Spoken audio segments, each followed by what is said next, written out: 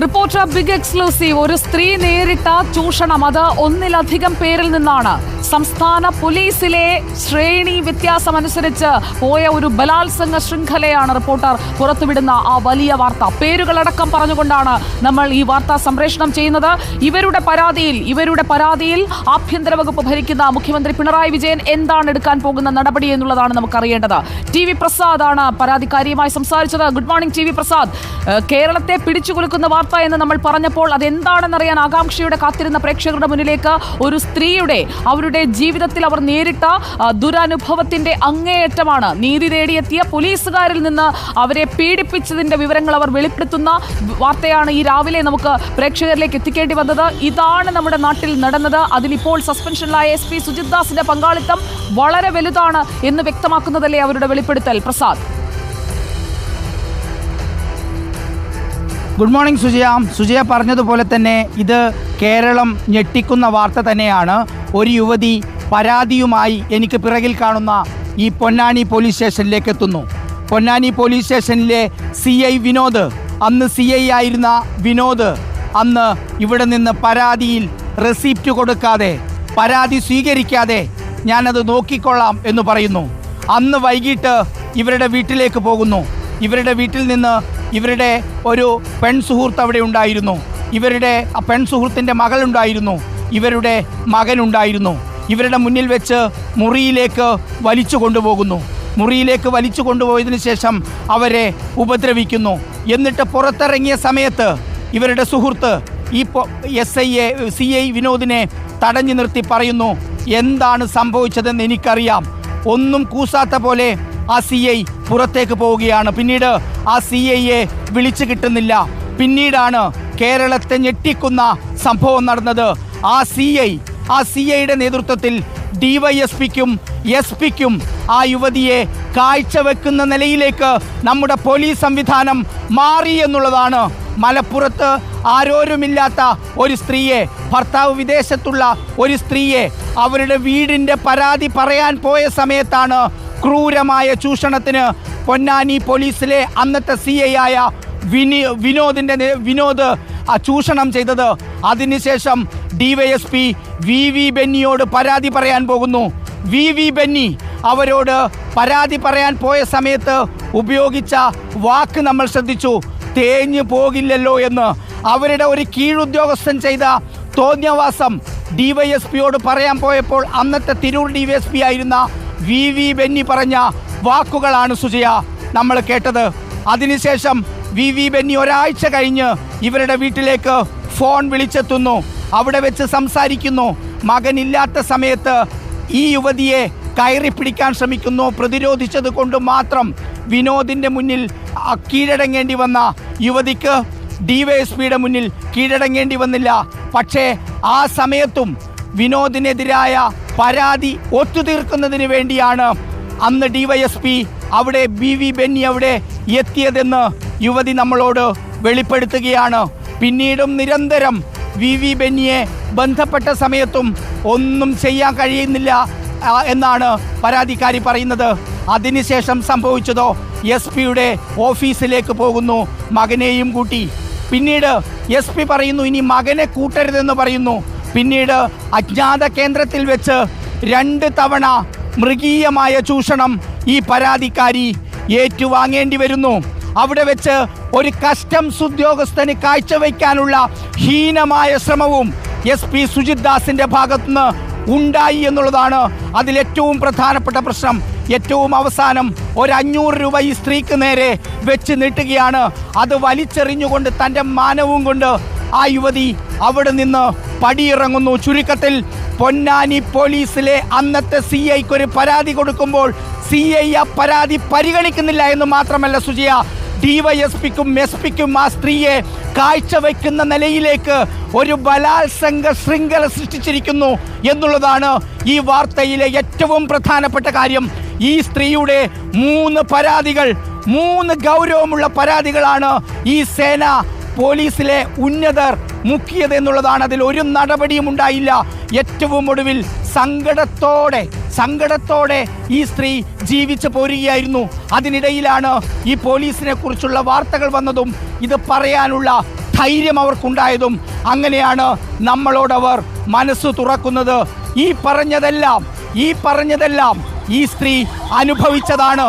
ഇത്രയേറെ അരക്ഷിതമായ അവസ്ഥയിലേക്ക് നമ്മുടെ സമൂഹത്തെ കൊണ്ടുചെന്നെത്തിക്കുന്ന നിലയിൽ ചില പോലീസ് ഉന്നതർ മാറുന്നു എന്നുള്ളതാണ് ഇതിലേറ്റവും പ്രധാനപ്പെട്ട കാര്യം. പല പ്രേക്ഷകരും ചോദിക്കുന്നുണ്ട്, സുജിത് ദാസ് ആയിരുന്ന സുജിത് ദാസ് ഇപ്പോൾ സസ്പെൻഷനിലാണ്. 2022 നടന്ന സംഭവം ഈ 2 വർഷം കഴിഞ്ഞ് അവർക്ക് തുറന്നു പറയാനുള്ള ഒരു ധൈര്യം കിട്ടിയത് സുജിത് ദാസിന്റെ ആ ഒരു പവർ കുറയുന്നു എന്ന് മനസ്സിലാക്കിയ ഒരു ഘട്ടത്തിലാണോ? കാരണം അവരെ തുടർച്ചയായി ഭീഷണിപ്പെടുത്തുക, വാട്സാപ്പ് വഴി അവരെ നിരന്തരം ബന്ധപ്പെട്ടുകൊണ്ടേയിരിക്കുക, അതിൽ കൃത്യമായി ഇവരോട് നിങ്ങൾ പുറത്തു പറഞ്ഞു കഴിഞ്ഞാൽ പിന്നെ ജീവൻ ഉണ്ടാകില്ല, മക്കളുള്ള ഒരു സ്ത്രീ അവർക്ക് ഈ അവകാശ തർക്കത്തിലുള്ള വീട് കിട്ടുമെന്ന് പറഞ്ഞുകൊണ്ട് അവരെ ആദ്യം ബലാത്സംഗത്തിന് വിധേയയാക്കുന്നു. അതിനുശേഷം തുടർന്നുള്ള പരാതികളിന്മേൽ ഈ വിനോദിനെതിരായ ബലാത്സംഗത്തിൽ നൽകിയ പരാതിയടക്കം അത് കൃത്യമായി മുകളിലേക്ക് പോകാതെ അത് ചവിട്ടി വെക്കുകയായിരുന്നു പോലീസ് സ്റ്റേഷനുകളിൽ നടന്നത്. പ്രസാദ് തന്നെയാണ് സുജയ, അത് തന്നെയാണ് ഇതിലേറ്റവും പ്രധാനപ്പെട്ട കാര്യം. അവരുടെ ഗതികേട് മുതലെടുക്കുകയായിരുന്നു സുജയ. ഈ യുവതിക്ക് ഒരു വീടുണ്ട്, അത് കുടുംബത്തിൻ്റെ ഷെയർ ഉൾപ്പെട്ട ഒരു വീടാണ്. അവരോട് സംസാരിച്ച് എങ്ങനെയെങ്കിലും ആ വീട് തനിക്ക് വേണ്ടി വാങ്ങിത്തരണം എന്നുള്ളതായിരുന്നു അവരുടെ ആവശ്യം. തേങ്ങ വീണ് തകർന്ന, ദ്രവിച്ചു തുടങ്ങിയ ആ വീടിൻ്റെ ആ ശോചനീയാവസ്ഥ നമ്മൾ കണ്ടതാണ്. അതൊന്ന് പരിഹരിക്കുന്നതിന് വേണ്ടിയാണ് അന്ന് പൊന്നാനി സ്റ്റേഷനിലേക്ക് അവർ നേരിട്ട് ഇവിടെ വന്നതും പരാതി കൊടുക്കുന്നതും. ഒരു റെസിപ്റ്റ് പോലും കൊടുത്തില്ല. കേരളത്തിൽ പോലീസ് ഉന്നതർ വിചാരിച്ചാൽ ഏത് പാവങ്ങളുടെയും പരാതി മുക്കി അവരെ ചൂഷണം ചെയ്യാൻ കഴിയുന്ന നിലയിലേക്ക് ഈ സേന മാറുന്നു എന്നുള്ളതാണ് ഇതിലെ ഗുരുതരമായ സംഭവം. സുജിയ, കഴിഞ്ഞ 2 വർഷത്തിനിടെ എന്നിട്ടും ഒരു നടപടിയും ആർക്കെതിരെയും ഉണ്ടായില്ല. CI വിനോദിന് കിട്ടിയ ആ പരാതി എവിടെ? CI വിനോദിനെ കുറിച്ച് പരാതി പറഞ്ഞപ്പോൾ VV ബെന്നിക്ക് കൊടുത്ത ആ പരാതി എവിടെ? SP സുജിത് ദാസിന് കൊടുത്ത ആ പരാതി എവിടെ? 3 പരാതികളിലും റെസിപ്റ്റ് ഇല്ല, നടപടിയില്ല. ഒടുവിൽ ഈ 3 ഉദ്യോഗസ്ഥരുടെയും ചൂഷണത്തിന് വിധേയമാവേണ്ട നിലയിലേക്ക് ഒരു യുവതി മലപ്പുറത്ത് മാറുന്നു. ഇത് വിശ്വസിക്കാൻ കഴിയാതെ നിൽക്കുന്ന ഒരു പൊതുസമൂഹത്തിന്റെ പ്രതിഫലനമാണ് നമ്മുടെ കമന്റ് ബോക്സിൽ അടക്കം നമ്മൾ കാണുന്നത്. തുടർച്ചയായ ഒരു സ്ത്രീക്ക് നേരെ ഉണ്ടാകുന്ന അതിക്രമമാണ്, അതും ലൈംഗിക അതിക്രമമാണ് അവിടെ നടന്നിരിക്കുന്നത്. അവരിപ്പോൾ ഒരു പരാതിയുമായി രംഗത്തേക്ക് വരികയാണെങ്കിൽ അതിനൊപ്പം നിൽക്കുക എന്നത് മാത്രമാണ് പൊതുസമൂഹത്തിനും നമുക്കും ഉത്തരവാദിത്തപ്പെട്ട ഒരു വാർത്താ മാധ്യമം എന്ന നിലയിൽ പ്രസാദ് ആവർത്തിച്ച് ചോദിക്കുന്നത്. ഞാൻ കേട്ടതാണ്, പ്രേക്ഷകരും അത് കേട്ടതാണ്. ഈ പരാതിയിൽ നിങ്ങൾ ഉറച്ചു നിൽക്കുകയാണോ? ഉറച്ചു നിൽക്കുകയാണ്. ഇപ്പോഴാണ് എനിക്കതിന് ധൈര്യം കിട്ടിയതെന്നാണ് അവർ പറയുന്നത്. അതിജീവിതർക്കൊപ്പം നിൽക്കുമെന്ന് പറഞ്ഞ സർക്കാർ സംവിധാനം ഇനി ഇതിലെടുക്കാൻ പോകുന്ന ആക്ഷൻ അതാണ് അറിയേണ്ടത്. അതോ പോലീസിലെ ഉന്നതരായതുകൊണ്ട് പിണറായി വിജയനെ അങ്കിൾ എന്നാണ് വിളിക്കുന്നതെന്നാണ് ഈ സുജിത് ദാസ് ഈ സ്ത്രീയോട് പറഞ്ഞിരിക്കുന്നത്. പിണറായി അങ്കിളാണ് എന്നാണ് സുജിത് ദാസ് പറഞ്ഞിരിക്കുന്നത്. അപ്പോൾ സുജിത് ദാസിന് അങ്ങനെയുള്ള ഒരു ഇമ്മ്യൂണിറ്റി കിട്ടുമോ എന്ന് പോലും അവർ ഭയന്നിട്ടുണ്ടാകും, അല്ലേ പ്രസാദ്? ഉറപ്പായും സുജയ, അതായത് ഇവർ വലിയ അധികാരമുള്ളവരാണ്. നാട്ടിൻപുറത്തെ ഒരു പാവപ്പെട്ട സ്ത്രീയെ സംബന്ധിച്ച് ഇവരെല്ലാം വലിയ ശ്രേണിയിലിരിക്കുന്നവരാണ്. പക്ഷെ എന്നിട്ടും അവർ SP വരെ എത്തി എന്നുള്ളതാണ്. അത് അവരുടെ ഗതികേടായിരിക്കണം. SP വരെ അവരെത്തി, പക്ഷെ എന്നിട്ടും നീതി കിട്ടിയില്ല. ഇനി ആരോട് എന്നുള്ളത് ഈ യുവതി എങ്ങനെ അറിയും എന്നുള്ളതാണ് ഏറ്റവും പ്രധാനപ്പെട്ട ഒരു ചോദ്യമായി ആ യുവതിയുടെ മുന്നിൽ ഉണ്ടായിരുന്നത്. CI കൈവിട്ടു, ചൂഷണം ചെയ്തു. VV ബെന്നി ചൂഷണം ചെയ്യാൻ ശ്രമിച്ചു, കൈവിട്ടു. ഒടുവിൽ SP ഏമാൻ തന്നെ അവരുടെ രഹസ്യ കേന്ദ്രത്തിലേക്ക് കൊണ്ടുപോയി 2 തവണ ചൂഷണം ചെയ്യുകയും ഒരു കസ്റ്റംസ് ഉദ്യോഗസ്ഥന് കാഴ്ചവെക്കാൻ പറയുന്ന സമയത്ത് അവിടെ നിന്ന് ഇറങ്ങി ഓടുകയായിരുന്നു ഈ യുവതി എന്നതാണ് ഏറ്റവും പ്രധാനപ്പെട്ട കാര്യം. പരാതികൾ ഉണ്ടായിരുന്നു സുജിയ, പരാതികൾ ഉണ്ടായിരുന്നു. അടുത്ത ദിവസം തന്നെ DYSP ബെന്നിക്ക് ഈ ചൂഷണത്തെക്കുറിച്ച് പരാതി കൊടുത്തു. പക്ഷേ ഒരക്ഷരം VV ബെന്നി മിണ്ടിയില്ല എന്ന് മാത്രമല്ല, അവരെ ചൂഷണം ചെയ്യാൻ വേണ്ടി VV ബെന്നിയും തയ്യാറായി എന്നുള്ളതാണ് അതിലേറ്റവും പ്രധാനപ്പെട്ട കാര്യം. തെളിവുകളെല്ലാം ഇല്ലാതാക്കുന്നതിന് വേണ്ടി ഇവരുടെ ഫോണിലെ എല്ലാ വിവരങ്ങളും ഈ പറയുന്ന 2 ഉദ്യോഗസ്ഥരും SP-യും VV ബെന്നിയും മായ്ച്ചു കളഞ്ഞു. അവരുടെ പേഴ്സണൽ നമ്പറിൽ നിന്നാണ് വിളിക്കുന്നത്, അവരുടെ പേഴ്സണൽ നമ്പറിൽ നിന്നാണ് വാട്സപ്പ് ചാറ്റുകൾ. അതെല്ലാം ഇവർ 2 പേരും ഫോൺ കൈക്കലാക്കി അതാത് സമയങ്ങളിൽ പൂർണ്ണമായി ഡിലീറ്റ് ചെയ്ത് ഫോണിൽ നിന്നുള്ള എല്ലാ തെളിവുകളും ഇല്ലാതാക്കിയായിരുന്നു ഇതെല്ലാം ചെയ്തതെന്നതാണ് ഏറ്റവും പ്രധാനപ്പെട്ട കാര്യം. തീർന്നില്ല സുജയ, ഇതിൽ സുജിത് ദാസ് പറയുന്ന ഒരു വാക്കുണ്ട്, നിങ്ങളുടെ അക്കൗണ്ട് ഡീറ്റെയിൽസ് തരണം. അതിലേക്ക് ഞാൻ കണ്ടമാനം പണം നിക്ഷേപിച്ചു തരാം, അതിൽ നിങ്ങൾ ആവശ്യമുള്ളതൊക്കെ എടുത്തോളൂ, ബാക്കി എനിക്ക് തിരിച്ചു തരണം. അത് കള്ളപ്പണം വെളുപ്പിക്കലിൻ്റെ ഒരു സൂചനയാണ്. കഴിഞ്ഞ ദിവസങ്ങളിൽ പുറത്തു വന്ന വാർത്തയുമായി ബന്ധമുള്ളതാണത്. വളരെ സീരിയസ് ആയ ഒരു വിഷയമാണ്. ഇങ്ങനെയെങ്കിൽ ഇങ്ങനെ പരാതിയുമായി എത്തുന്ന സ്ത്രീകളെ ഇതുപോലെ ചൂഷണം ചെയ്ത ശേഷം അവരുടെ അക്കൗണ്ട് നമ്പറുകൾ വാങ്ങി അതിൽ പണം നിക്ഷേപിക്കുന്നുണ്ടോ എന്ന് ഇനിയിപ്പോൾ അന്വേഷണ ഉദ്യോഗസ്ഥർക്ക് കണ്ടെത്തേണ്ടി വരും.